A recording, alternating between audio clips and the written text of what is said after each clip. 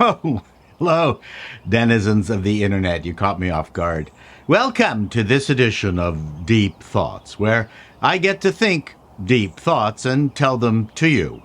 This will be of interest to anyone who has had some success in their show business career, whether that would be writing, acting, producing, directing, and is wondering about what legacy they are leaving behind. It will be of interest to consumers of entertainment who want to laugh at just how broken showbiz folk are. I include myself into that column of broken people. But I feel much better now, and I'll reveal that secret later.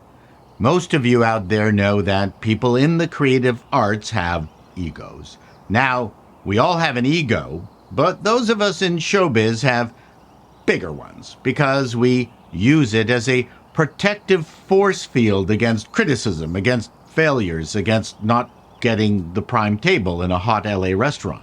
Our overinflated egos can be suffocating. Just ask my wife.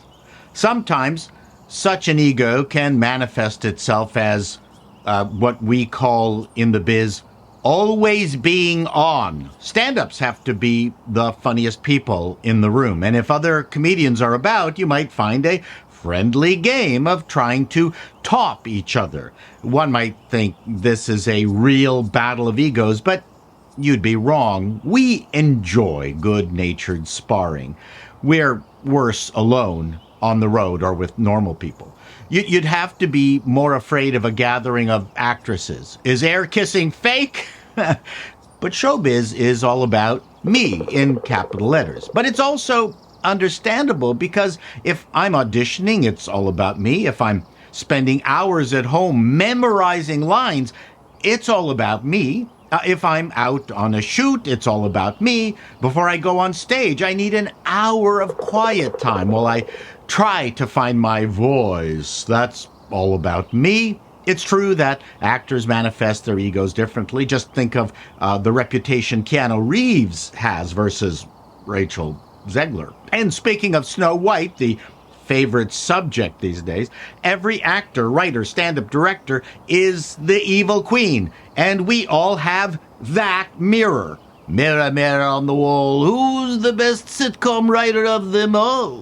What is this legacy you're talking about, former network executive, comedian, programmer, game developer, captain of industry? Well, that gets tied in with your career, if you're lucky to actually have one. For an actor, they all think they are on a trajectory to fame the moment they land their first major role in a movie or a TV series.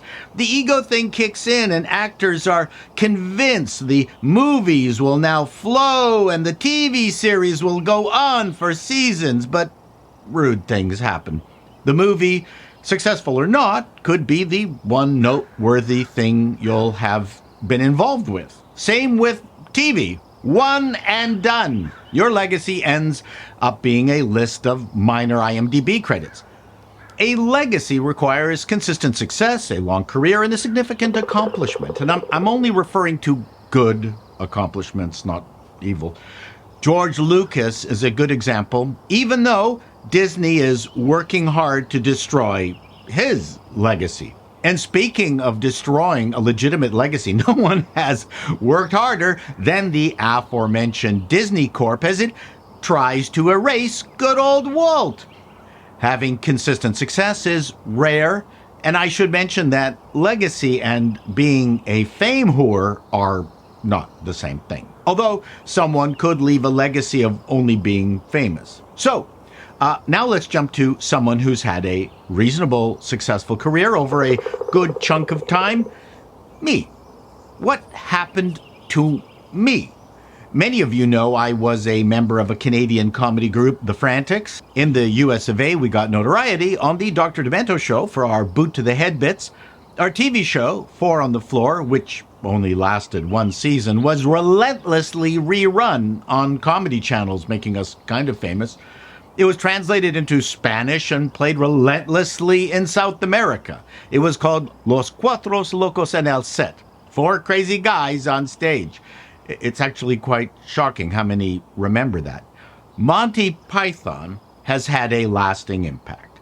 How many of you remember or even know of other British comedy troupes, or the Firesign Theatre, or Bob and Ray, or TV writers like Stephen J. Cannell, Stephen Bochco? Not many outside of the industry, I'd say. Fame is fleeting. Our radio show on CBC, Frantic Times, went for 4 years. That let us tour Canada and sell out every place we played. That was a fun period. I think it's easier for a group of writer-performers to leave a legacy than just being an actor who's at the mercy of the projects they take and the words that are put in their mouth. We made our own projects, our own albums, our own live shows. The Frantics, I will claim, were a decent Canadian entertainment success. My definition of a decent Canadian entertainment success is someone who is recognized on the subway in Toronto. And there's the rub. Perhaps if our TV show went on for more years than and was picked up globally, we would be more revered. That ego thing is a bitch. I'm sure Dennis Eugene McCrohan felt he should be better remembered. Who the heck is Dennis Eugene McCrohan? He was also known as Dennis Edmonton. And Mars Bonfire, ring a bell? No? Well, he wrote Born to be Wild, made famous by Steppenwolf. Oh, you remember the band Steppenwolf, but not Dennis. Is it a legacy if no one has heard of you? You know that tree falling in a forest thing?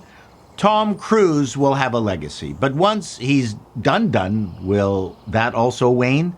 You, young viewers, do you know who Humphrey Bogart is? Joan Fontaine, Paulette Goddard, Errol Flynn, Tyrone Power, Milton Berle? The Frantics did really well for a Canadian entity. We were depressed after our TV show was canceled, but we decided that after 10 years, it was time to do other things. It was clear that if the TV show, with its broader reach, had not been canceled, that we would have ended up being more than just a photograph on the wall at the CBC headquarters hallway of Canadian comedians, which includes the Air Farce, Wayne and Schuster, Hart and Lauren Terrific Hour, Codco, Don Heron, and even more people you never heard of. If you wanted to hide from your CBC supervisor, you just went to the CBC Comedy Hallway of Fame. For years, it did bug me that the Frantics wouldn't have a lasting legacy, much like our Python heroes. Maybe we should have gone to the Edinburgh Festival or toured the U.S. relentlessly, but that I'm fairly certain would have ended my marriage. The Frantics got back together to relive some of the magic, but we had our time in the sun. And what a time it was, the most fun I had ever had. And as far as that legacy thing, I came to the realization that once you stop, memories start fading. I don't hear anyone talking about John Hughes. When was the last time someone brought up Blake Edwards? Also, a comedy genius and much more prolific. Time is the enemy. A legacy is a dumb thing to want. That is just one more thing that age has made clear to me. The legacy thing disappears quickly unless it is attended to while one is alive. Norman Lear tended it for 101 years. What a guy. Who's going to remember Chuck Lorre? That's the revelation. I'm happy with the life I have. You can't create a legacy on purpose. The world will decide on that. Hopefully, this was a tiny insight to the madness of this business and my mind. Till next time, denizens, be seeing you. Please remember me. Will you remember me?